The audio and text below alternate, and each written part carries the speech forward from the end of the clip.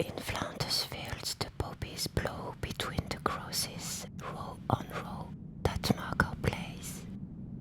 And in the sky the larks, still bravely singing, fly scarce heard amid the guns below. We are the dead, short days ago we lived, fell down, so sunset glow, loved and were loved, and now we lie in Flanders fields.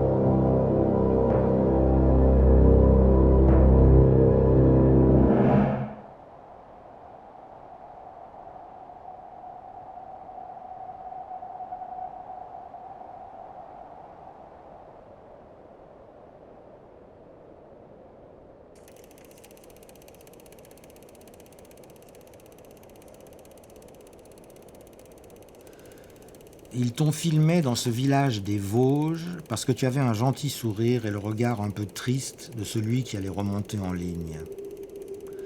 Quel était ton nom, ton âge, ton métier? Quels étaient tes rêves d'avenir? Avais-tu des frères au front encore en vie, une mère, une femme, des enfants?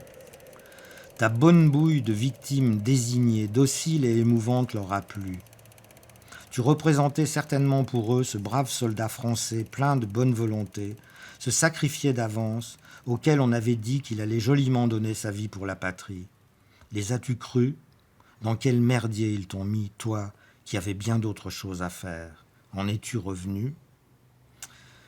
Alors, j'ai imaginé, après avoir vu un très court film d'un soldat français comme ça qui est filmé quasiment en gros plan face à la caméra et qui a vraiment une bonne tête, vraiment du brave type et tout. Il est extrêmement émouvant et c'est la chair à canon, c'est ça, c'est le pauvre type qu'on envoie.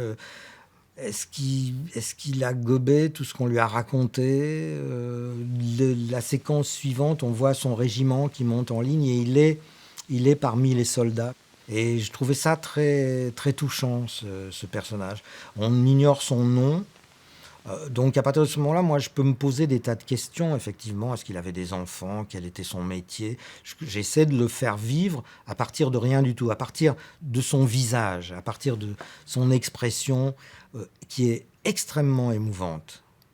J'en ai presque des trucs dans la gorge en parlant de lui, parce que c'est pour moi, c'est le mouton, c'est la chair à canon, c'est épouvantable de disposer comme ça de la vie des gens, et lui en est une figure de la victime qui certainement n'imagine pas pourquoi il est là. Comment rendre cette souffrance? Comment faire un petit peu toucher du doigt cette horreur qui était le quotidien des soldats? On ne peut là qu'imaginer, en faisant vivre des personnages qui, bien sûr, n'ont certainement pas la mentalité des gens de l'époque, mais est-ce que je parle véritablement de la Première Guerre mondiale ou est-ce que je parle de la guerre en général?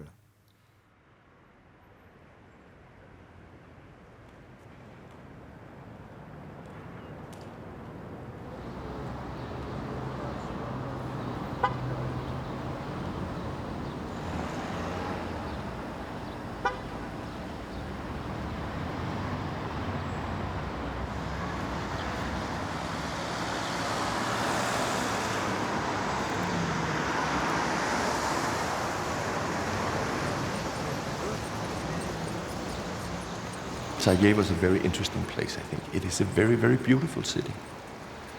And you have these old, gorgeous buildings full of holes from shrapnel and mortar.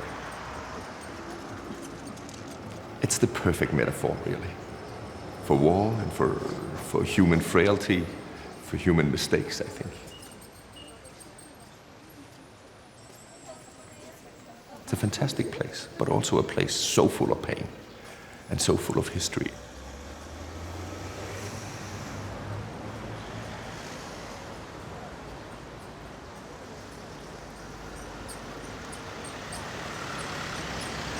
It's a very strange feeling for me. I spent a lot of time on this book, and I spent a lot of time thinking about this place and what happened here. Exactly what happened then on the 28th of June 1914 was that the assassins were spread out along the river. And first, Franz Ferdinand and his cars came through, and Kabrinovich, one of the conspirators, threw a bomb at the car. It bounced off, landed under the car behind it, and exploded. Now, nothing happened to the Archduke, so they drove further down the quay to the city hall and had the ceremony, basically, the welcome ceremony for Franz Ferdinand. And it was a little bit comical because the speech has not been changed. So it's a very enthusiastic speech. The mayor's so happy to have him come to Sarajevo. The people of Sarajevo love him so much, and they open with open arms. And he's like, "Are you crazy? I come here, they throw a bomb at me. What is it with this speech?" And he was very upset. So they drove back through the city. Ma'am? Merci. Yeah. Drove back through the city, and Franz Ferdinand's car stops right there. And Prince Sepp grabs his gun, turns his face away, and shoots twice. Hits Sophie Chotek, Franz Ferdinand's wife, and Franz Ferdinand. And there Franz Ferdinand dies. And that is basically the event that day. That happened right here.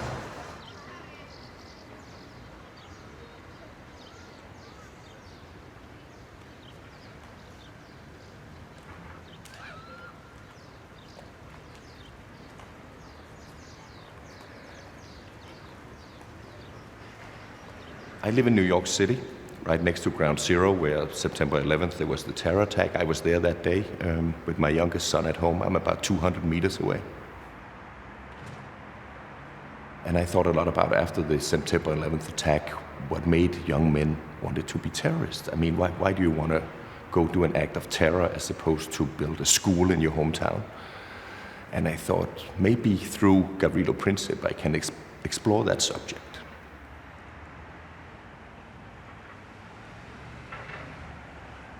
I also thought there was another parallel to September 11th. I mean, it was one single act by very few men. It was badly organized. There was a lot of elements of chance and coincidence. But because it happened, it had wide ramifications for a lot of people and for a lot of history.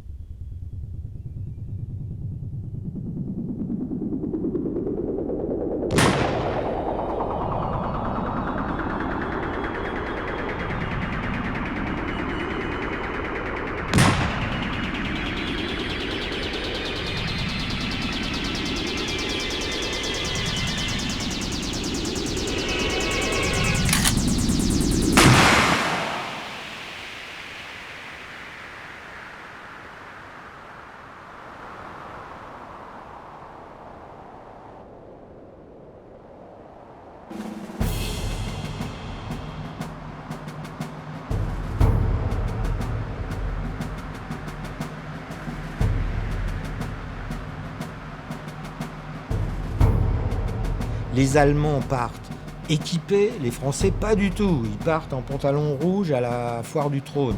Ils partent faire les clowns, les pitres dans les champs, déguisés en cibles. Dans ce bouquin, la couleur disparaît. La couleur disparaît, mais au début, je ne peux pas me passer de la couleur, cette aberration de types qui partent comme ça, en pantalon rouge, dans les champs, donc qui sont facilement repérables.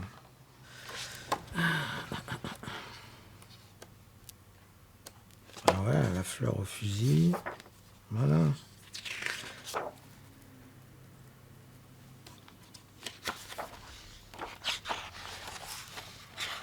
Il y a une série de photos prises à la gare de l'Est, au moment du départ, Et il y a un couple avec un bébé, et sur la deuxième photo, ils fondent dans larmes. C'est extrêmement touchant. Et c'est ça, pour moi, la réalité du départ. Pendant une certaine période, j'habitais chez mes grands-parents, et donc j'ai bien connu mon grand-père paternel qui avait fait la Première Guerre mondiale. Bon, qui allait me chercher à la sortie de l'école. C'était un homme qui était très calme, il marchait lentement parce qu'il avait des problèmes cardiaques qui, paraît-il, étaient dus des suites de la guerre. Il avait été gazé, comme beaucoup de soldats, etc. etc. Et ma grand-mère me racontait des histoires épouvantables, notamment qu'une nuit, en retournant dans la tranchée après une corvée de soupe, il rentrait avec ses bouteillons remplis de soupe. Il n'était pas seul, j'imagine. Des fusées éclairantes, ça tire dans tous les coins, il se jette par terre, tomber à plat ventre dans la boue et tout. Et en fait, il tombe les deux mains, comme ça, dans le ventre d'un mort. Ça, c'est ma grand-mère qui raconte ça. Et j'ai toujours éprouvé le besoin de parler de ce grand-père auquel je n'ai posé aucune question. C'était comme un traumatisme d'une certaine façon.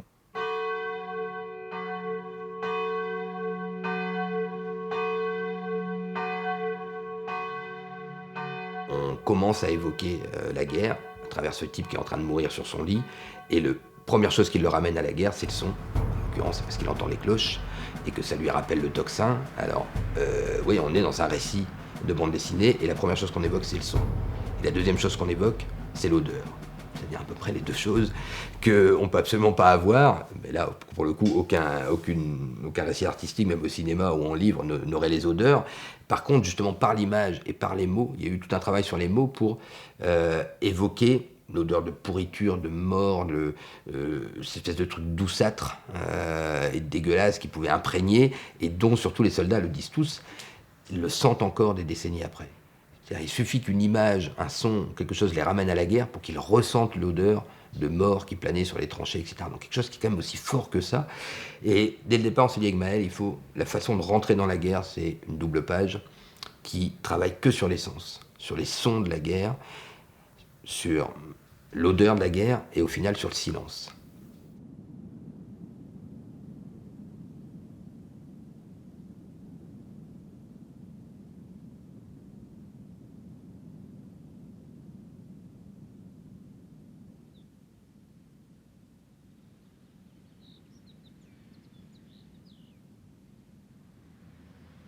Il y avait la volonté d'en faire un récit littéraire, qui était une façon de rendre hommage à notre source principale et à une des caractéristiques de la Grande Guerre, qui est sa relation épistolaire. Voilà. Sauf erreur, la Grande Guerre, rien que sur le front français, je crois que c'est 4 500 000 lettres par jour qui sont échangées, rien que sur le front français. Donc, fois 1500 jours de guerre, enfin, on imagine la masse, sans compter donc tous les journaux intimes, etc. et tout ça.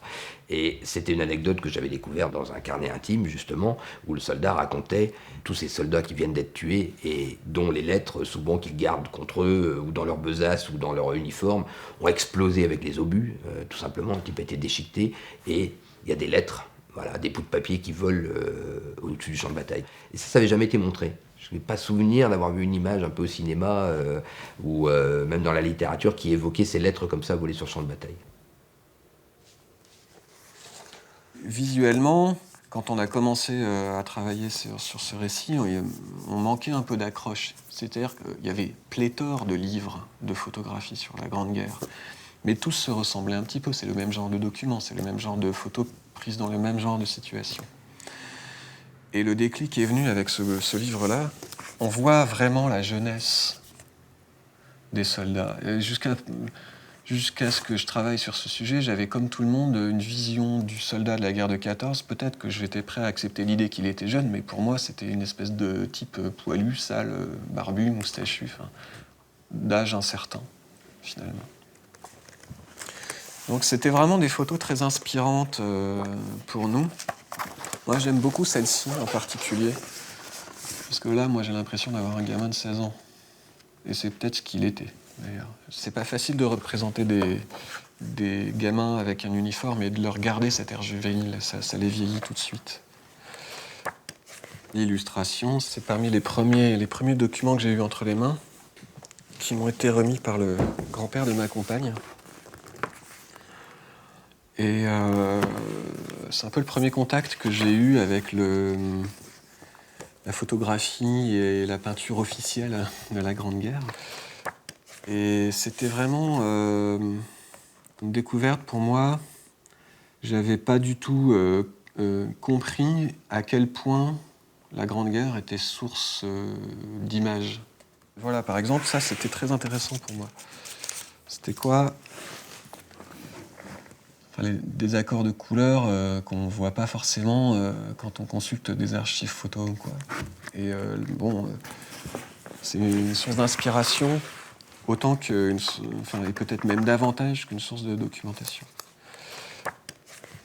Le fond documentaire est une espèce de banque d'inspiration, mais aussi de dictionnaire, quoi. C'est comme si j'allais chercher un mot, puis un autre, et avec, je fabrique une phrase ou un ensemble graphique qui fonctionne.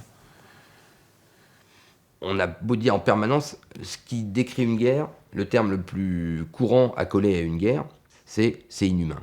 C'était une guerre inhumaine, comme s'il y avait des guerres humaines. Hein, mais enfin bon, en tout cas, la guerre 14-18 est une guerre inhumaine. Et pourtant, aussi loin qu'on s'en souvienne, l'homme se fait la guerre.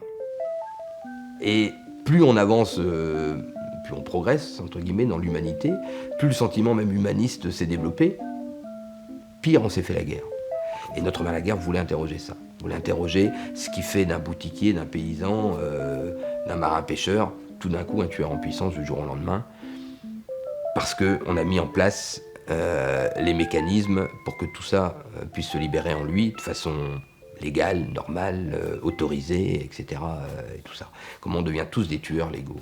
Voilà, ça me pose vraiment question quand même. Et encore une fois, c'est universel et intemporel.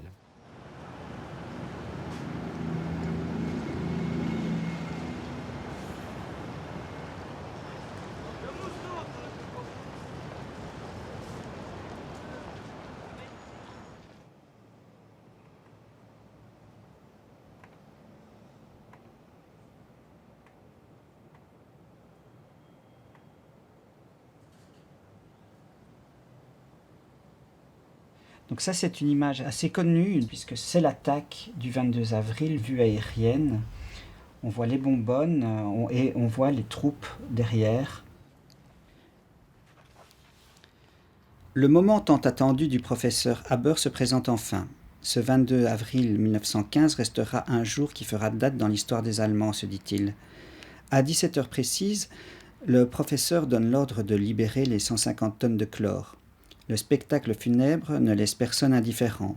Le lourd nuage vert et jaune s'élève et, poussé par le vent, file lentement dans la direction des positions françaises, innocentes du futur qui les attend.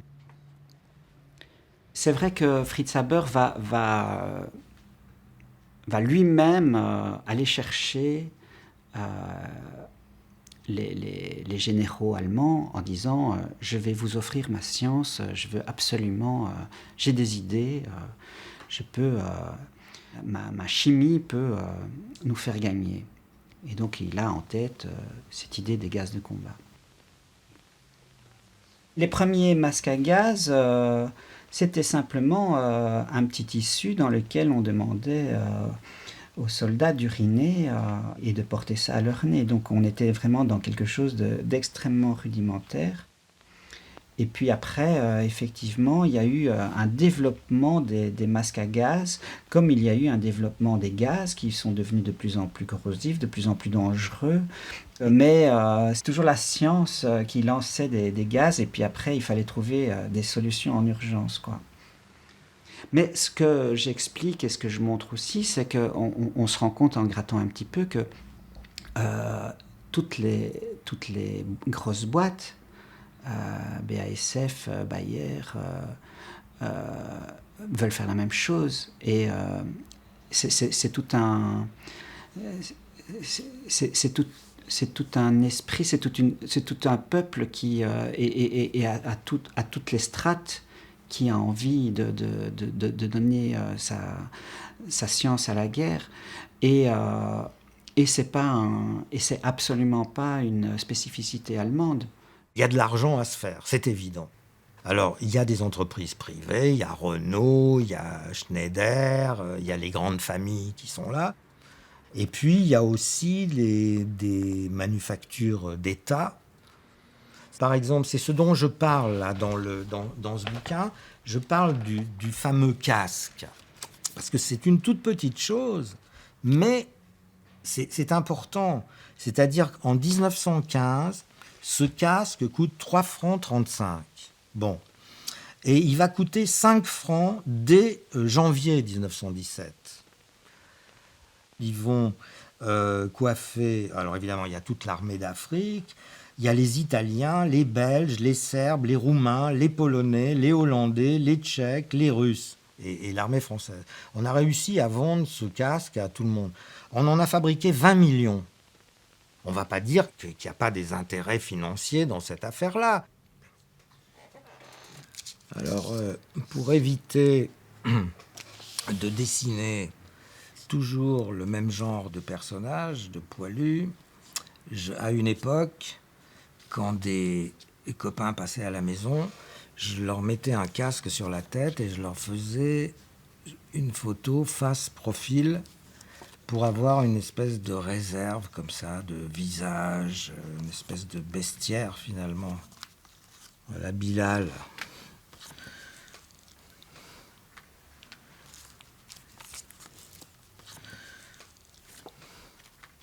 Lui, il a une bonne tête, là, je le verrais bien dans un film. Tiens, ah ben voilà, Vernet. Voilà, Vernet. Alors, par exemple, il y a lui, là. Lui, le voilà.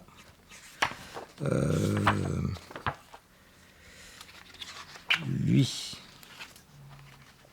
Le voilà. Et puis, je me suis utilisé moi-même ici. Alors, je suis à plat ventre sur le divan du salon en train de couper un réseau de barbelés.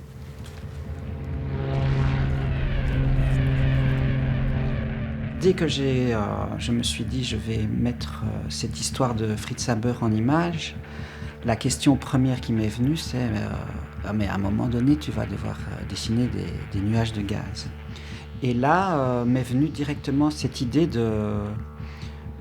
d'une technique à l'eau de Javel qui fait que sur certaines encres, l'eau de Javel, quand elle est diluée ou non à l'eau, qu'elle est pure, a des effets chimiques qui font que ça donne des flous à l'image dans l'encre et aussi des contrastes très très particuliers, des contrastes très, très saignants, très forts comme ça. Et en plus, ça me confortait dans l'idée de, pour parler d'un chimiste, avoir une technique un petit peu où il y a un effet un peu chimique. Pour moi, ça avait du sens.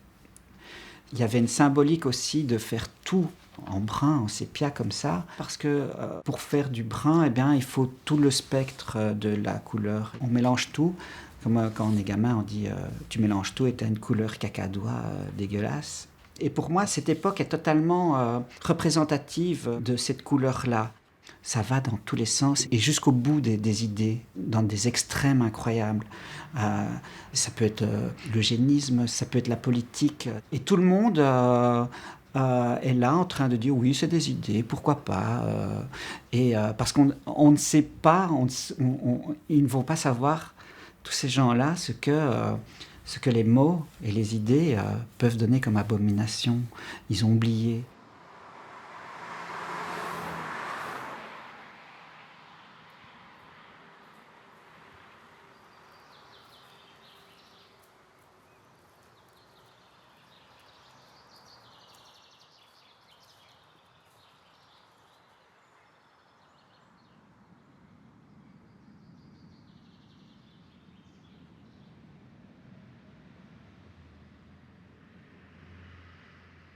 C'est quand je suis allé à Verdun pour la première fois, quand j'avais 14 ans, où d'abord j'ai compris comment s'était fait un théâtre de la Grande Guerre, pourquoi on devait creuser des tranchées, comment ça s'organisait, etc. Et surtout, jamais j'aurais imaginé qu'un lieu pouvait autant rester marqué par une guerre presque 100 ans plus tard. Ça m'était quasi inconcevable à ce point-là, parce que Verdun c'est immense quand même. Et où que l'on regarde depuis les collines de Verdun, ou que l'on marche sur des kilomètres et des kilomètres et des kilomètres, il n'y a pas 1 m² de sol plat. Pas. Ce sont que des trous d'obus, des trous d'obus, des trous d'obus, encore 80, 100 ans après, avec chacun un arbre dedans, quand il y en a. Mais et ça m'a... Tout d'un coup, il y avait une espèce de folie humaine qui vraiment s'incarnait là. Et encore aujourd'hui, en y retournant, je pense que quiconque retourne sur Verdun ressent ce qui s'est passé là.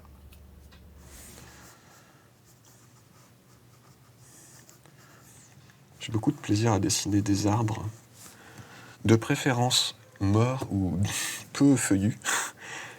Je trouve la dimension graphique d'un réseau de branches plus ou moins bouleversées, il y a une évidence graphique là-dedans qui me plaît. J'essaye de faire en sorte que les soldats et les arbres, ce soit presque pareil.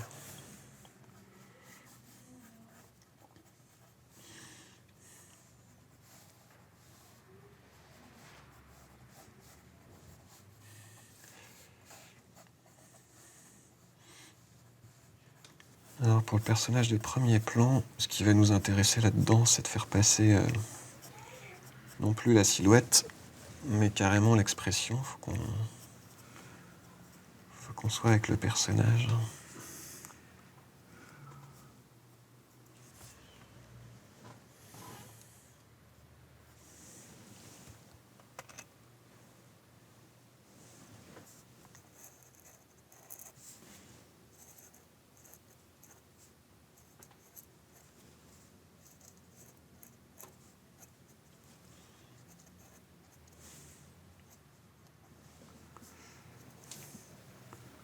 Je vais être beaucoup moins bavard sur cette étape-là parce qu'elle demande beaucoup de concentration.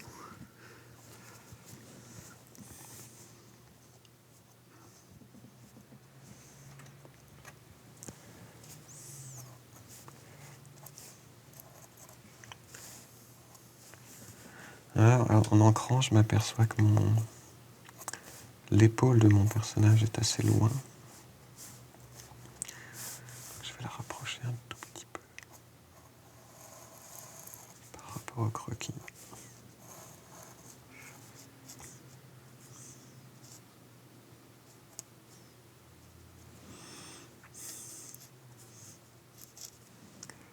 Ouais, je laisse un peu vagabonder la plume, hein. Je suis pas... J'essaye pas d'être dans le contrôle absolu parce que le propre d'un paysage accidenté, c'est l'accident, donc il faut un peu le provoquer, quoi.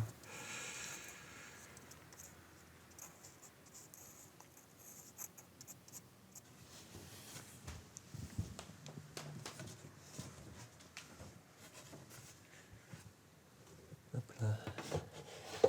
La lumière du jour. Avant de faire Notre mère la guerre, c'est comme si on s'était dit,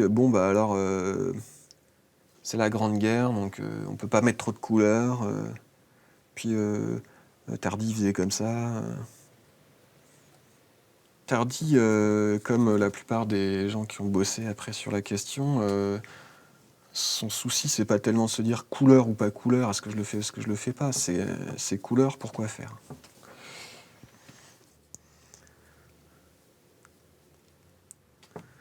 Voilà, dans tout ça, il faut que je travaille quand même avec le souci d'être lisible. C'est-à-dire, je fais pas de la peinture, quoi. Je raconte une histoire en bande dessinée, c'est pas de la peinture. Du coup, il faut absolument aller à l'essentiel, éviter de passer une plombe sur chaque élément, etc.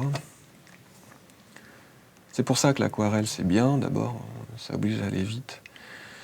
Mais aussi, il ne s'agissait pas de faire un travail brillant par la couleur, mais de restituer des atmosphères et des choses qui aident à comprendre l'histoire, à saisir l'ambiance dans laquelle se trouvent nos personnages. Par exemple, là, j'évite de toucher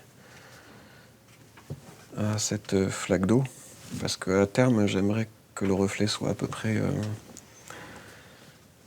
contrasté pour qu'on ait bien la visibilité de la flaque d'eau.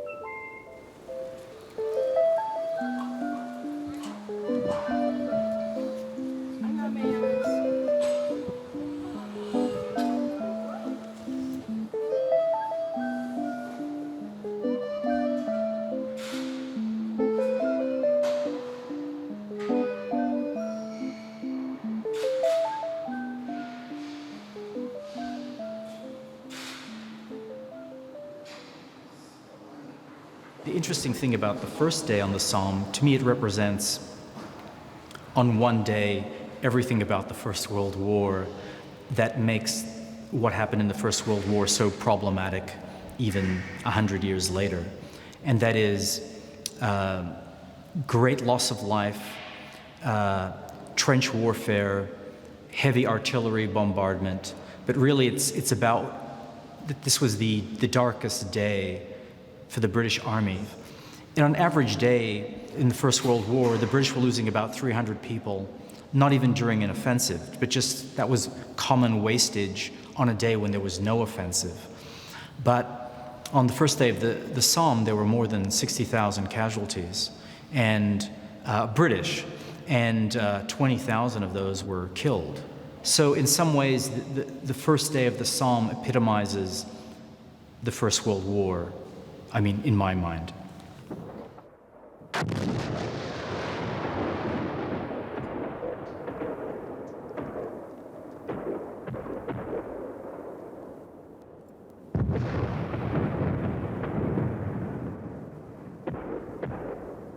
I didn't want to draw something static.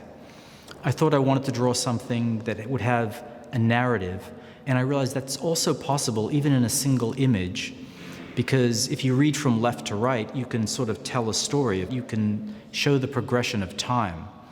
And my model for that was the Bayeux Tapestry, the famous tapestry that shows the invasion of England by the Normans in 1066.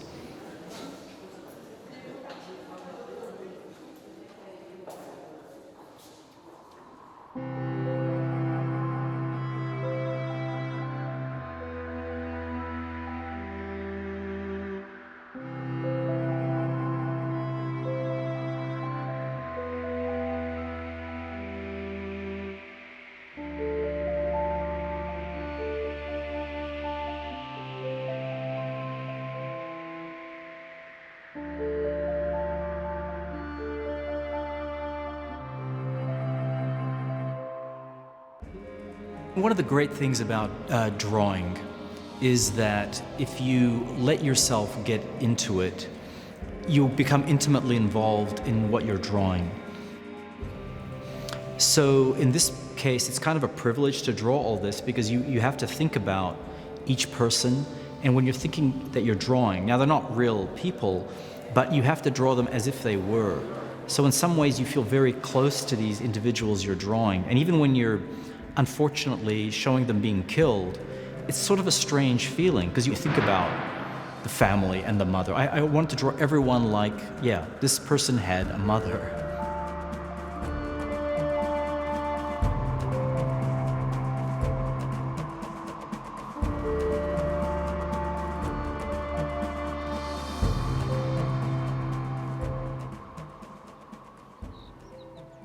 You can't pretend that it's not a violent, bloody place. But the good thing about drawing is it allows you to look at something that's horrible.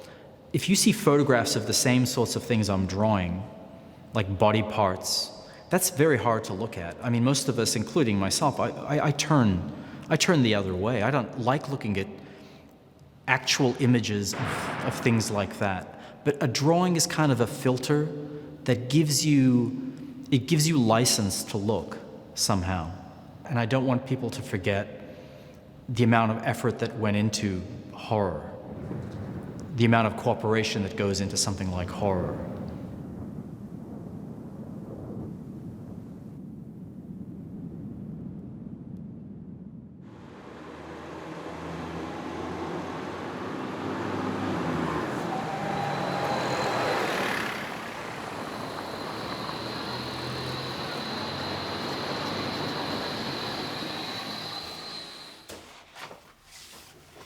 The initial idea was I had two bookend sequences. One, it ends with a zoom out on a dead character, and two, which started off as a zoom in on a skeleton in the snow.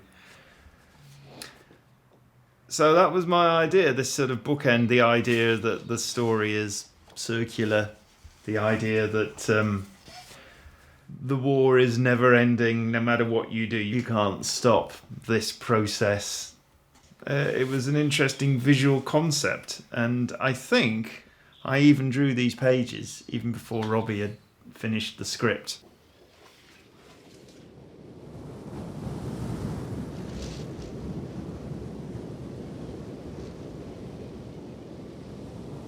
Hard at work, Charlie. As always, what have you got here? I don't know if you've heard of it before, but it is basically photographs of the same landscapes that basically you depicted in White Death. Really? Yeah. This is contemporary times. Right. And if we have a look at that one, this is that scar on the land is basically the trenches. Oh, you today. can really see that. It's amazing, that is. It's kind of funny because if you look at White Death, there's almost a similar depiction, which was bizarrely just out of my imagination. But when you look at the stuff, when you compare it to the photographs, that's quite incredible. Exactly the same, yeah. Just the scars on the landscape the war has left, but also how nature has reclaimed it all. I mean, that definitely looks like man-made. That's definitely man-made, yeah. That's pretty cool. In fact, if I'd seen that photograph when I was writing the script, I'd have had a cave scene in it. I would have, yes. I could just see the soldiers coming in through the light. Yeah, silhouetted in the light. That would be very nice.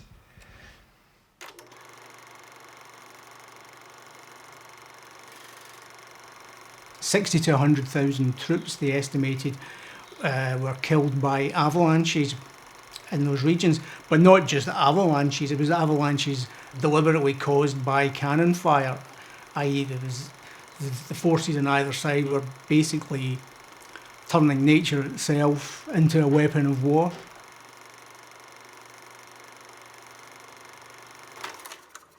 The image of an avalanche, in my head, it kind of became a metaphor for the idea of warfare in the first place, and it's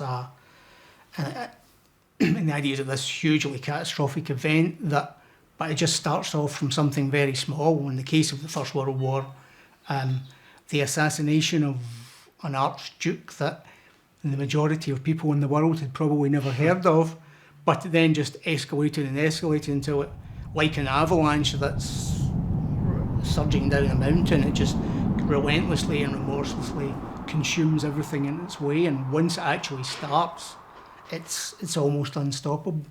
And that's just the same way war develops, that things just, one thing escalates to another and to another until it does become unstoppable, and people are trapped within it.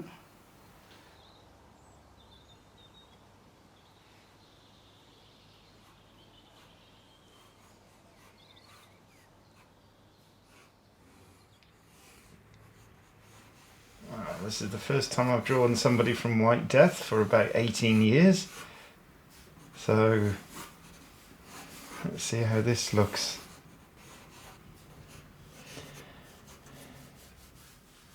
Normally I'd be working in pen and ink, but this was almost more like a fine art project in terms of the techniques and the equipment I used. Sometimes I don't even know where I'm going with the drawing. see what happens, see how it comes out. The only time I used ink was just to define the pencils a bit more before I went to the charcoal and chalk, because it's such an inaccurate medium, charcoal, that I needed some fairly defined lines to follow, so I'm just using just like a gel pen. It almost looks like a pencil, it's such a thin line, but it works for something like this.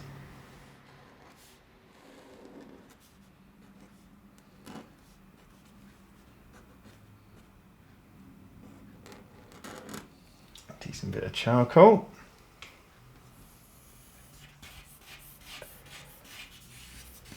Charcoal is great for this sort of textural approach, real sort of mark making, real kind of contrasts, just to sort of sum up, hopefully, trying to conjure up the atmosphere of what it must have been like fighting such a terrible war.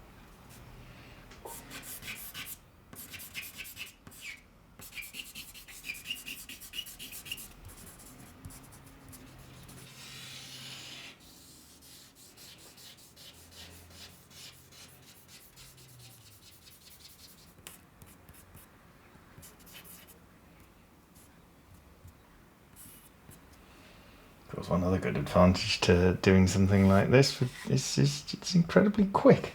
And then finally the chalk. Obviously, if it's snowing, it was really good because the chalk really does go over.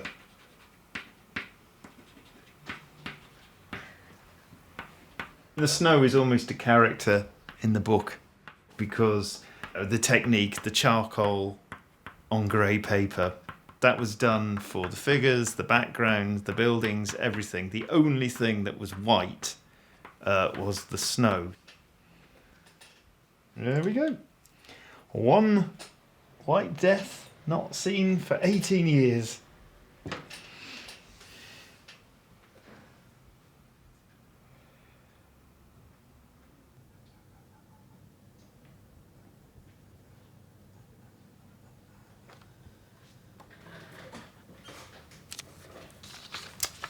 Ça s'appellera Le Dernier Assaut. Ça veut bien dire ce que ça veut dire. Ça, j'y reviendrai pas. Hein. Pour moi, c'est le dernier bouquin sur 14-18. Alors, c'est l'histoire d'un brancardier, Mathurin. On est en 17, on est vers la fin. Il y a l'arrivée du corps expéditionnaire américain. Il y a la révolution d'octobre en Russie. Il y a les mutineries. Alors, ce qu'on appelle les mutineries, moi, je suis pas d'accord sur l'emploi de ce terme parce que aucun officier n'a été molesté. Tout au moins, on n'en entend pas parler. On n'en a pas entendu parler. C'est seulement, comme dans la chanson de Craon, la grève. Les soldats vont se mettre en grève. Ils ne veulent plus se battre dans les conditions dans lesquelles on les oblige à se battre. Ils ne sont pas contre l'idée de se battre, mais pas comme ça. Et ils voient bien que le commandement, en l'occurrence Nivelle, qui doit, selon lui, entamer la dernière offensive, qui sera bien sûr celle de la victoire, il voit bien que ça ne marche pas, on y va, on monte sur ce plateau, on redescend, on monte, on redescend, et ça ne donne rien du tout. Donc, ils refusent de se battre, et évidemment, on va les fusiller. Quel était, à ce moment-là, dans quel état d'esprit étaient les hommes qui assistaient à ça et qui voyaient un de leurs copains qu'on venait de fusiller? J'ai évidemment pas de réponse. Enfin, je sais pas, on l'aborde rarement. L'attitude des mecs qui assistent à l'exécution d'un pote. Mais c'est une question qui vaut d'être posée.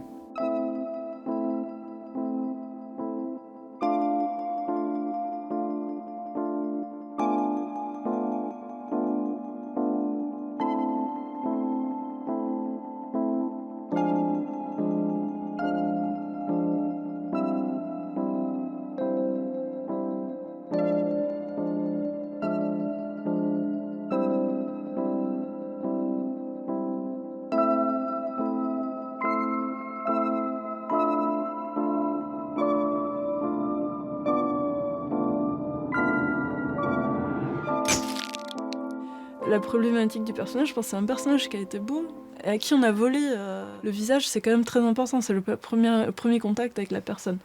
Et donc on lui a volé ça, il avait rien demandé, la guerre c'était une obligation, c'était pas sa guerre, c'est jamais la guerre des gens qui la font en fait, c'est la guerre de gens qui sont assis dans des bureaux. Et donc, et après, on lui fait croire que, voilà, enfin, on lui fait rien croire du tout, mais on joue au héros, machin, en faisant des défilés, des trucs comme ça. Et il n'a pas du tout envie de jouer à ce jeu-là. J'imagine que quand tu as vécu la guerre, et surtout si tu l'as vécu au front et que en plus tu as été mutilé comme ça, et même si tu n'as pas été mutilé, je pense que tu ne peux plus vivre sans elle. Enfin, je pense qu'elle est sans arrêt là quelque part. Je sais pas, hein, je pense que c'est un truc qui dépasse la vie en fait. Enfin, c'est un moment où tu peux pas oublier, ou alors tu deviens amnésique. Ça, je pense qu'il y en a beaucoup aussi qui tombent dans l'amnésie parce qu'ils peuvent pas faire autrement, quoi. Et donc j'ai vu tout ça, mais après, en fait, gueule cassée, ça pourrait être nous, en fait, ça pourrait être moi, ça pourrait être n'importe qui, une gueule cassée. Mais disons que c'était une catégorie à part dans la société, quoi. C'était des marginaux, ils avaient été marginalisés. Mais je pense qu'on ne crée pas pour rien, en fait. C'est qu'on se sent pas forcément dans les clous, quoi. Mais pour moi, le plus important, c'est effectivement de ressentir la problématique Après, j'y arrive ou j'y arrive pas, mais c'est comme ça que je dessine. C'est qu'il faut que je comprenne qui sont ces personnages et ce qu'ils ressentent. Et puis après, je joue eux, quoi. Je pense que ça, c'est valable pour tout le monde, en fait. Et même ceux qui le refusent en bloc, leur bande dessinée, c'est eux, il n'y a pas besoin de signer. Enfin, on se met nous, quoi. C'est nous tout le temps, nous dans chaque trait, quoi. C'est sûr que... Et même quelqu'un qui dessine pas, il prend un crayon, il se dessine. Et on ressent qui il est à travers son croquis. C'est quelque chose qui est assez... Ah ouais, je suis persuadée de ça.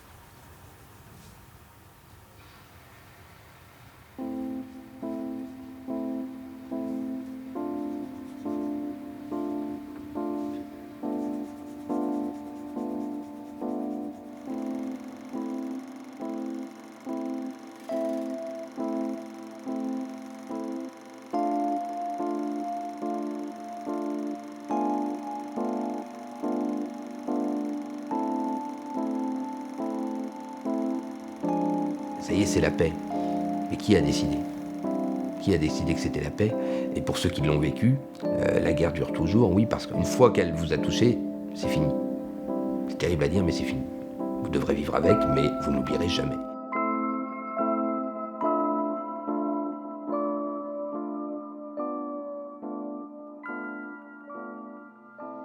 C'est un traumatisme, sans faire la psychohistoire, qui évidemment a traversé toutes les générations jusqu'à nos jours, avec des attitudes très diverses par rapport à ce traumatisme, de l'oubli le plus total à la vénération, à la mythologie, à aujourd'hui sans doute une façon de redécouvrir un peu plus la vérité de ce conflit, notamment à travers l'édition de multiples témoignages très divers, qui sont plus simplement ceux des officiers généraux ou des politiques, mais ceux du troufion de base qui l'a vécu au quotidien. Et c'est vrai que voilà, cette mémoire, elle est assez extraordinaire à partager. Et encore une fois, si elle est si présente, c'est que c'est un traumatisme qui n'a pas été réglé depuis 100 ans.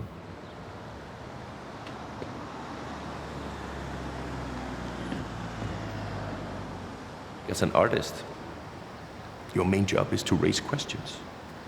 You have to sow the seeds of doubt all the time. I mean, it's too easy for people to have firm ideas about the world. And the world is a very complex place, right? It's too easy to have firm ideas about people. Muslims are like that. Serbs are like that. Croats are like that. French people are like that. The Brits are like that. But the world it has always been impossible for me not to see the world as individuals. Individuals are complex, and the societies they create together are complex. And I think if I have a mission as an artist, it is to try to show that complexity, to shake the ground that people think is firm under them, to make cracks, fissures, earthquakes. I mean, it's a dirty job, but somebody's got to do it, I think. So, yeah.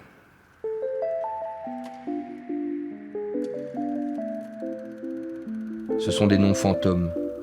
Vimy, Vauquois, Ypres, Passchendaele, des mots spectres, crête, butte, bois, tranchées, et que l'on a cru enterrer à coups de monuments, d'alignements en parade et de jours fériés. En oubliant qu'un jour ou l'autre, des enfants viendraient, qu'ils ne comprendraient pas, et qu'ils demanderaient, comme le demandent tous les enfants du monde, pourquoi ? Pourquoi, grand-père, à 100 ans passés, tu nous fais encore pleurer ? Pour te comprendre, je vais devoir raconter, tu sais. Je vais devoir te raconter, toi et tes semblables. Et peut-être qu'ainsi, vous finirez par nous répondre.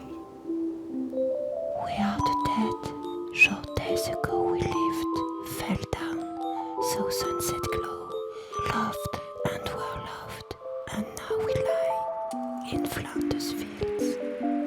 Take up our quarrel with the foe.